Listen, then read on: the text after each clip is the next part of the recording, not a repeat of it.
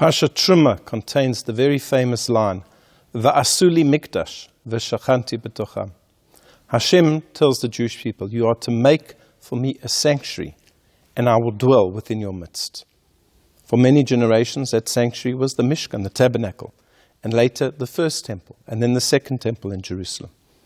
But when the Jewish people went out to exile, the prophet Yechezkel said to them that he will provide for them a mikdash me'at, a small, minor sanctuary. And that small sanctuary refers to the shuls and the batei midrash, the places of learning in the diaspora. Our shuls are a mikdash me'at, a small sanctuary. We've just come through almost 2 years of corona. And during that time, there were lockdowns and shuls were closed. And then they were reopened and closed again. And we had to rebuild the shul all over again. And many of us have not reached the point where people have come back to shul as they were doing before COVID. Why is this so? What's happened to our shuls? Many different reasons have been given, explanations have been given. Yes, there's still fear. But perhaps there was something wrong with the shuls before COVID itself. In many cases, there was incessant speaking. And yes, there are people who enjoy the speaking, but there's also people who don't. And now they've been able to daven at home on Shabbat, and nobody disturbed them. So they're thinking to themselves, well, why should I come back to shul? Another explanation is perhaps shul just went on for too long. Maybe the chazanim just sang for too long. Maybe the rabbi's sermons were too long.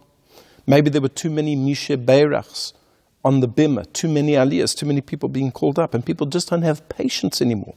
We live in a generation where people don't have patience.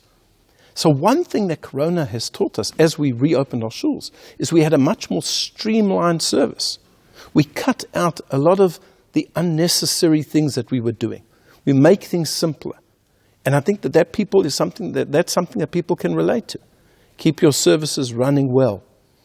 The rabbi, of course, gives a drosha, but something meaningful in a small amount of time. It's possible. And then, of course, there was the kiddush, eating together. People like to socialize when they come to shul. And because COVID prevents socialization, this has been very difficult to get people back. And when we get people back, we have to realize that a shul is not just a place of prayer. It's a place where people want to socialize. And yes, we have to have time for the praying, for the davening, for the learning, but also time for socializing. When we sit together, we sit around food and we socialize together. Whatever the reason is, let's try to rebuild our shuls together. And those of you who haven't yet come back. Be part of it. There's nothing like a community. It gives one an enormous amount of strength. And I've seen how many people who have come back to COVID now they've done it. They've embraced shul with a whole new energy, a whole new vitality. Let's bring our shuls back to life. Va'asuli mikdash v'shachanti b'tocham. You shall make for me a sanctuary, and I shall dwell within you. Shabbat shalom.